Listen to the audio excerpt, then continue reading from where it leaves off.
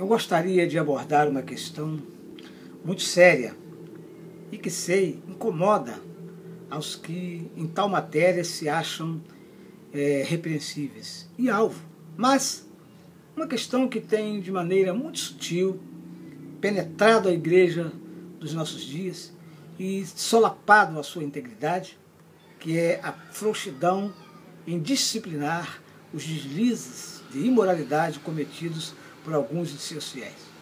Estarei usando o texto de Paulo, escrito à comunidade de Corinto, que está no capítulo 5, de 1 a 8, que diz o seguinte: geralmente se ouve que há entre vós imoralidade, e imoralidade tal, como nem mesmo entre os gentios, isso é, haver sem quem se atreva a possuir a mulher de seu próprio pai. E contudo, andais vós ensoberbecidos, e não chegastes a lamentar para que fosse tirado do vosso meio quem tamanho ultraje praticou? Eu, na verdade, ainda que ausente em pessoa, mas presente em espírito, já sentenciei, como se estivesse presente, que o autor de tal infâmia seja em nome do Senhor Jesus. Em nome do Senhor Jesus, reunidos vós e o meu espírito, com o poder de Jesus, nosso Senhor, entregue a Satanás, ou seja, que ele seja entregue a Satanás, para a destruição da carne, a fim de que o espírito seja salvo no dia do Senhor Jesus. Não é boa a vossa jactância. Não sabeis que um pouco de fermento leveda a massa toda? Lançai fora o velho fermento, para que sejais nova massa, como sois de fato sem fermento. Pois também Cristo, nosso Cordeiro Pascal, foi imolado. Por isso, celebremos a festa, não com o velho fermento, nem com o fermento da maldade e da malícia, e sim com os asmos da sinceridade e da verdade. Pois bem, aqui vemos nesse texto o apóstolo Paulo exortando a igreja de Corinto sobre o relaxamento sexual que prevalecia entre os gregos do primeiro século. Mas desde o princípio, a atitude cristã para com as noções e práticas dominantes era de oposição incondicional. Todavia, ao que parece, os coríntios tinham em tal conta a sua emancipação em Cristo, que podiam seguir uma linha inteiramente diversa à dos outros cristãos, e que favorecia até males piores do que os gregos em geral, do que os gregos em geral praticavam. E isto provoca severa censura por parte do apóstolo Paulo. O capítulo 5 de 1 Coríntios começa com uma revelação chocante acerca do pecado de alguns crentes e da atitude da igreja em geral.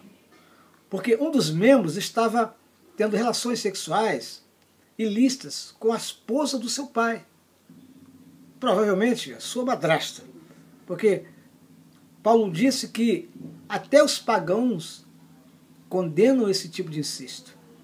E a igreja, como sendo um referencial de vida santa, acabava tolerando esse tipo de deslize e pecado com orgulho de sempre.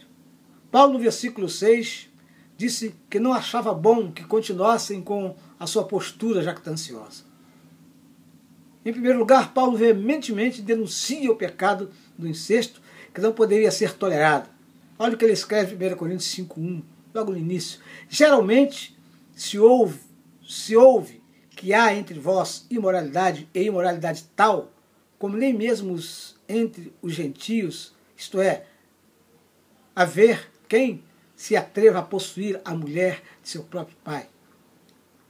Então, já que todos conheciam a sua reprovação feita pelas Escrituras Sagradas, eles não podiam tolerar aquele pecado dentro da igreja. Porque o incesto, ele é condenado pela lei de Deus. Se não, vejam, Levítico Levítico capítulo 18, 5, como diz o escritor, nenhum homem se chegará a qualquer parenta da sua carne para lhe cobrir a nudez, para lhe descobrir a nudez. Eu sou o Senhor. Não encobrirás a nudez do teu pai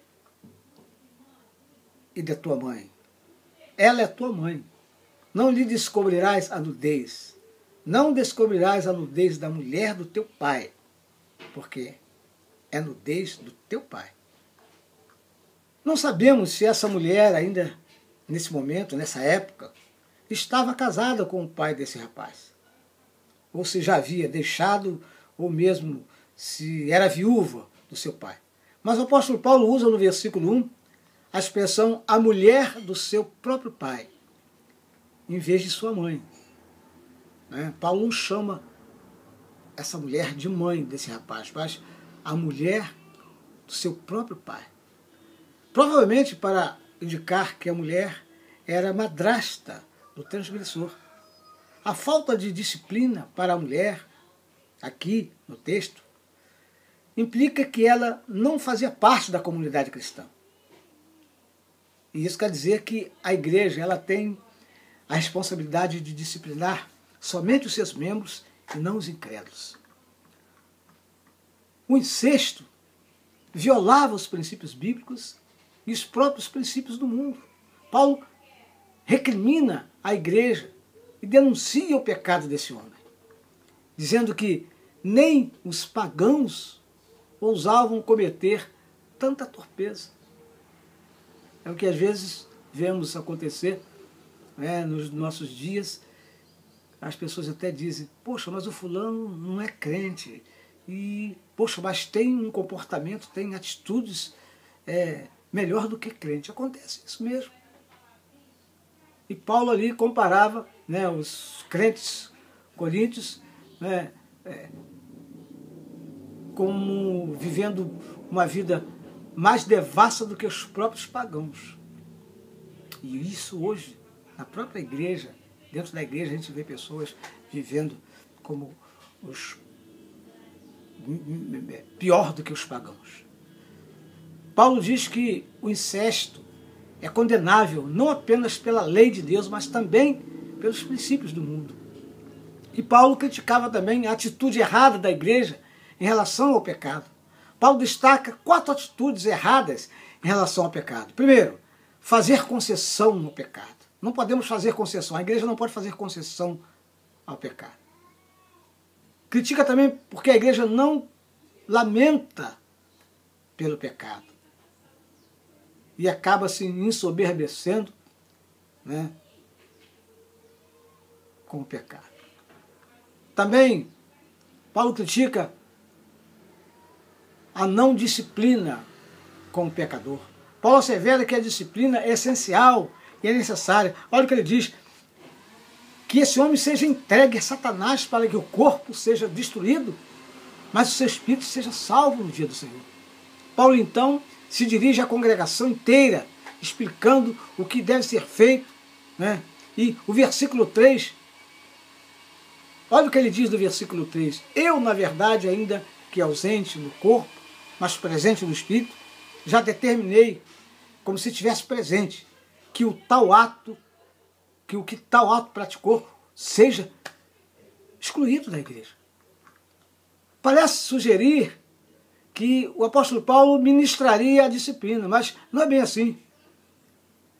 É verdade que Paulo dá o seu parecer no caso, mas o gesto da disciplina, a responsabilidade da disciplina deveria ser realizada pela igreja.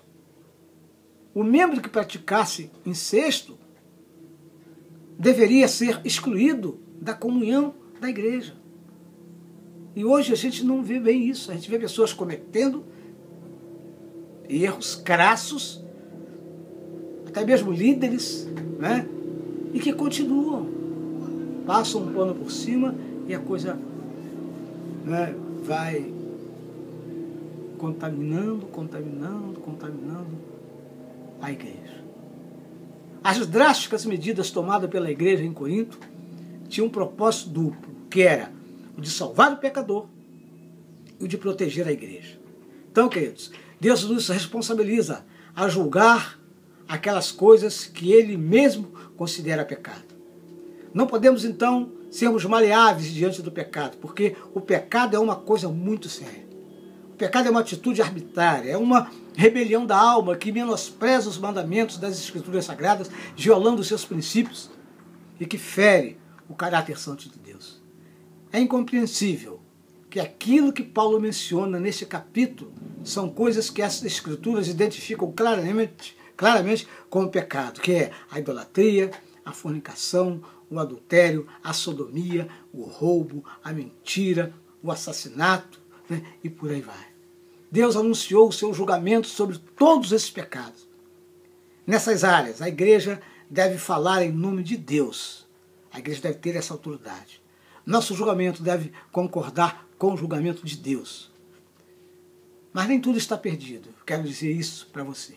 Porque Deus está sempre pronto a te dar uma nova chance. Porque é a sua própria palavra que diz. E nessa mesma palavra, vemos em ação os atos de misericórdia de Deus em sua direção. Através da mesma palavra que foi transgredida pelos seus pecados, Deus te dá essa chance. Então veja o que diz Provérbios 28:13. O que encobre as suas transgressões jamais prosperará, mas o que as confessa e deixa alcançará a misericórdia. Minha oração é no sentido de que aqueles que continuam desobedecendo a Deus não só reflitam nesta mensagem que eu acabei de passar para você, mas que você busque encaminhamentos de ordem prática e arrependa-se dos seus pecados, que os deixe de vez, que os confessem a Deus, que entristeçam-se por tê-los cometido, para que possam alcançar a misericórdia de Deus.